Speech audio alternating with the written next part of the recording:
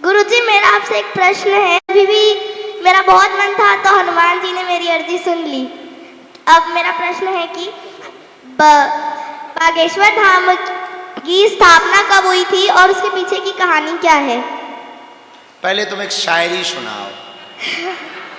बहुत नकल करती हो हमारी। ना नाप के देते हैं ना तौल के देते हैं, ना नाप के देते हैं ना तौल के देते हैं, मेरे बागेश्वर वाले बाबा छप्पर फाड़ के देते हैं।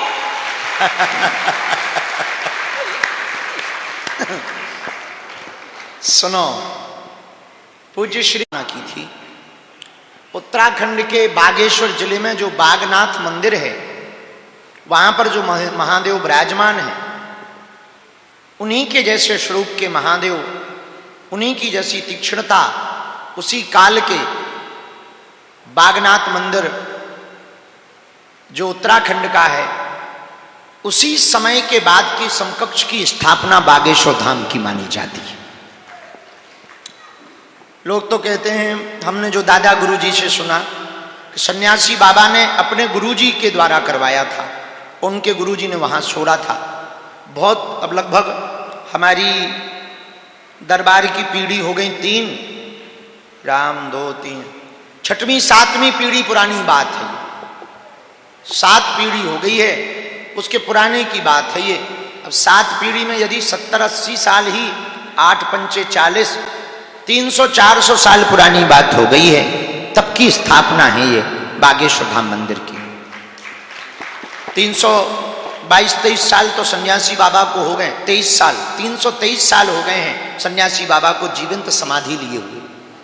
तो गड़ा गांव पहले गढ़ था, 7 गांव के राजाओं का एक मुखिया वहां बैठता था, इसलिए उसको गढ़ कहते थे। अब भ्रंश होकर बाद में उसका नाम गड़ा हो गया। गढ़ था, वहां के जो गौड़ राजा थे, वहां के गौड़ राजा के कुल पुरोहित श्री सन्यासी बाबा थे, शुक्ल वंशीय सरयू पारी ब्राह्मण। गोरखपुर के पास मामखोर नामक गांव से चलकर गढ़ में आए थे, गड़ा में, जहां आज वर्तमान में गड़ा कहा जाता, वहां चलकर आए थे। उस राजा ने, जो गौड़ राजा था, उसने तलवार की धार देखने के लिए गाय को काट दिया था। उससे रुष्ट होकर के सन्यासी बाबा ने प्रण लिया था कि जब तक इस राजा का विनाश नहीं हो जाएगा तब तक हम अन्न जल ग्रहण नहीं करेंगे और तप करेंगे हनुमान जी का। उसके बाद में पूरा राजा का राज्य साम्राज्य सब बर्बाद हो गया। राजा ने खूब क्षमा भी मांगी, इन्होंने क्षमा नहीं किया, इनका भक्ति में मन लग गया। इन्होंने 1.25 करोड़ हनुमान चालीसा के पाठ किए, 84 वर्ष लगे 1.25 करोड़ हनुमान चालीसा के पाठ करने में, 84 साल, 120-21 साल तक शरीर रहा। इसके बाद हनुमान जी का जब साक्षात्कार हुआ तो हनुमान जी ने कहा, मांगो पंडित जी। बोले, अब हमें कुछ नहीं चाहिए, आशीर्वाद दो। तो हनुमान जी ने कहा, आज से हम इसी पेड़ के नीचे बैठे हैं, कालांतर में कलयुग में हनुमान जी के 3 रूप बालाजी के रूप में पूजे जाएंगे, सालासर बालाजी, मेहंदीपुर बालाजी और बागेश्वर बालाजी। और तीनों रूप विविध प्रकार के हैं। सालासर के हनुमान जी जवान हनुमान हैं, उनके मूछें हैं। मेहंदीपुर के बालाजी बूढ़े हनुमान हैं, उनकी दाढ़ी है। बागेश्वर के हनुमान जी बाल हनुमान हैं, छोटे रूप में। तीनों बालाजी में 3 रूप हैं और तीनों जगह एक एक संत की महिमा है। सालासर में जो बालाजी प्रकट भये हैं वो मोहनदास बाबा के कारण प्रकट भये हैं, उनकी समाधि वहां है। मेहंदीपुर में जो बालाजी प्रकट भये हैं वो समाधि वाले बाबा के कारण प्रकट भये हैं। बागेश्वर में जो हनुमान जी प्रकट भये हैं वो सन्यासी बाबा के कारण प्रकट भये। ये कहानी है।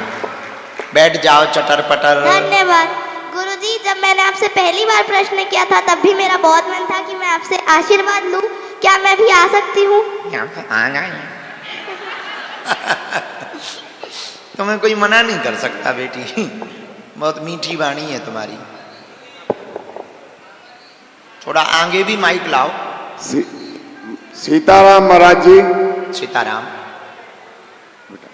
महाराज जी, मेरा एक प्रश्न ये था कि हमारे हिंदू सनातन धर्म में लोगों को मैं देखता हूँ कि श्रावण में और नवरात्रा में 9 दिन लोग उपवास करते हैं, उसमें जूता चप्पल छोड़ देते हैं मगर मुंह में गुटखा जरूर खाते हैं, तो ये क्या ऐसा ये सफल है?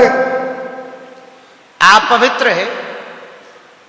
नहीं, अपथ्य पदार्थ अभक्ष भोज मुख में है तो उस मुख से लिया हुआ भगवान नाम, बीज मंत्र, जप तप नियम व्रत सब अमान्य है।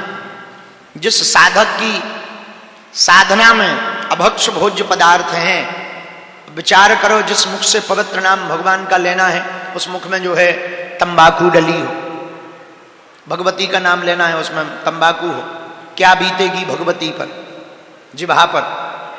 दूसरा ये महाराज जी कि उसमें कई लोग ऐसे भी हैं जो लोगों गांव में लोगों का कर्जा लेकर के पैसा खा चुके हैं और वो लोग भी चप्पल छोड़ के बोलते हैं कि भाई हमारा जिस दिन कर्जा छूटेगा तब हम चप्पल पहनेंगे, तो ये कहां तक सच है? कुछ लोग होते हैं, बुरा ना मानना, कर्जा चप्पल छोड़ने से नहीं चुकेगा, व्यापार करने से चुकेगा। जी महाराज जी। हाँ, व्यापार करने के प्रण को लेकर के यदि, क्या नाम है, राघव, इधर आओ, ये टी शर्ट हमें दे दो, हम पे नहीं है, दे दो भैया, अरे दे दो, अरे दे दो, अरे भैया दे दो, अरे मालिक दे दो, अरे दे दो। गंग कहें सुनो साहे अकबर, करम छिपे ना भभूति लगाए, भभूति लगाए कर्म नहीं छिपते हैं। लो भाई ठंडी हो गई, तो जो कहा था हमने कि एक न एक दिन तो पोल खुलेगी, चाहे कितनों बनावटी कर लो, हकीकत मुंह पे आ ही जाती है। एक घर में एक आदमी मेहमान आने थे, उनकी नाक बहुत बड़ी थी, तो पत्नी ने अपने बच्चों को पति से कहा कि मेहमान से कुछ रुपया लेना है, पर यदि उनकी कोई नाक की चर्चा कर ले तो वो नाराज हो जाते हैं। तो बच्चे को समझाया, सुन नाक मत पूछना। लड़का थोड़ा चंचल था, वो कुछ भी ऐसी वैसी बात पूछ लेता था। बोले नाक मत पूछना, बाकी सब पूछना। 3-4 दिन लड़के को खूब पीटा कि सुन नाक मत पूछना। वैसे तो बच्चे को ध्यान नहीं रहता, पर वो 3 दिन से इसी बात पे हैरान है कि नाक किससे नहीं पूछना। इतने में मेहमान आई गए, तो उनकी इतनी बड़ी नाक कि सच में बड़ी नाक थी, चेहरे में कुछ था ही नहीं नाक के अलावा, आंखें एकदम घुसी वही थी। अब बच्चा को लगा कि माताजी ने डांटा तो है कि हाथ पांव तोड़ देंगे यदि नाक के बारे में पूछा, और देखा तो वो देखे तो पर टेढ़ी निगाह, लेकिन इतनी टेढ़ी गड़ा के कि वो और कुछ देखे ही ना, टेढ़े में नाक ही देखे। बोले तभी माताजी रोक रही थी कि नाक मत पूछना। अब माताजी का बड़ा दिमाग खराब, माताजी हर बार भोजन रखने आवे, ये करने आवे, वो करने, पानी देने आवे, बच्चा की तरफ देखें कि देख रहा है। हमने कहा था कि नाक मत देखना, फिर भी टेढ़ी निगाह से देखेगा। जाने दो मेहमान को, हाथ पांव तोड़ेंगे, इसकी खलरिया चमड़ी उतारेंगे, हम बताते हैं। अब वो एकदम, जो मेहमान था वो भी शर्म से हैरान कि भाई ये देख भी रहा है और ठीक से देख भी नहीं रहा, टेढ़ी निगाह है। तो पूछा कि भाई टेढ़ी निगाह क्यों है? बोले नहीं माताजी ने रोका है, हम तुम्हारी तरफ देख नहीं सकते। तो अब और जो भीतर वो और भड़बड़ानी कि अब जाने ही दो मेहमान को, अब अंतिम चाय का समय आया, चाय लेकर के आई कि अब बस अब जाने ही वाले मेहमान, अब बताते हैं। और जैसे ही चाय रखी, शक्कर लेके आई, तो मेहमान से ही पूछ लिया, बताओ आपकी नाक में कितनी शक्कर डाल दें? अब उन्हें ध्यान आया, हे राम क्या बोल गए। तो भाई वो बोलना नहीं ऐसा चाह रही थी, पर नाक ही नाक, नाक ही नाक, नाक ही नाक, 3 दिन से वही चल रही थी, नाक ही नाक, नाक ही नाक, सब्जी बनाते समय भी नाक ही नाक, पूरी परोसते समय नाक ही नाक, नाक ही नाक, नाक, तो वो नाक निकल गई मुझसे।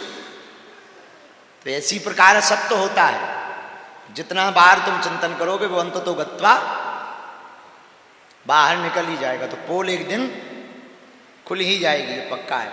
सियावल रामचंद्र की। किसी के कोई आध्यात्मिक प्रश्न हो तो पूछ लो 2-4, फिर भभूति बांट दो। आध्यात्मिक पूछना कि पेट को दर्द, पड़ोसी को दर्द पूछने लगो, बच्ची को दे दो, हे भगवान।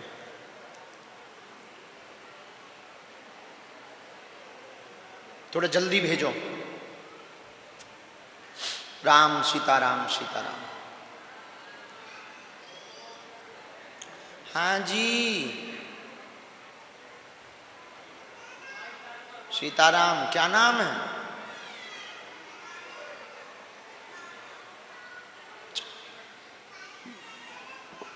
हैं?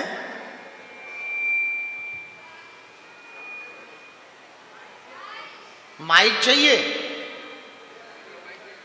जय हो जगत जननी। खड़ी रहो कुर्सी पे, अभी आएगा माइक।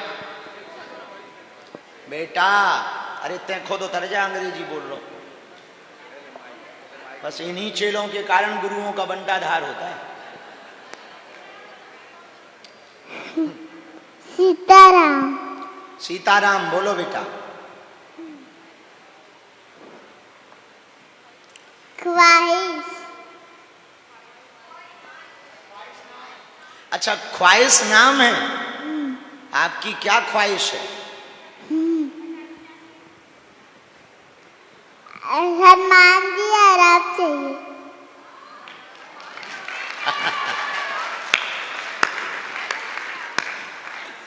ठीक है, हनुमान जी का पता नहीं, अपना पता है।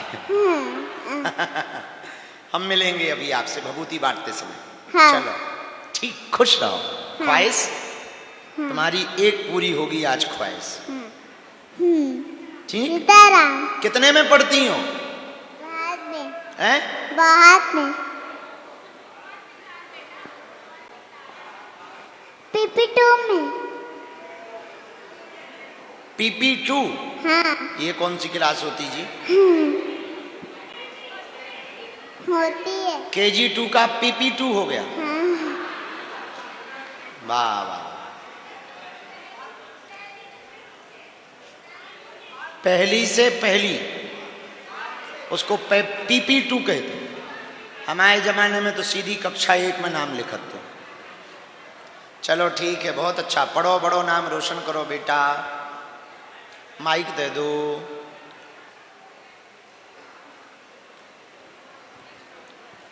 मेरा नाम अद्विका है। जय श्री राम। जय श्री राम बोलो। मेरे पापा भगवान जी को नहीं मानते, मैं क्या करूं? बेटा कहाँ हैं तुम्हारे पापा? नहीं आए हैं। भगवान जी को नहीं मानते? नहीं। आप मानते हो? हाँ। कितना? बहुत। कहाँ रहती हो आप? कवर्धा में। ओह, अब आपके पापा यदि आ जाएं तो हम उनकी क्लास लगाएं। ठीक है। वो मुझे पूजा नहीं करने देते। क्या बोलते हैं?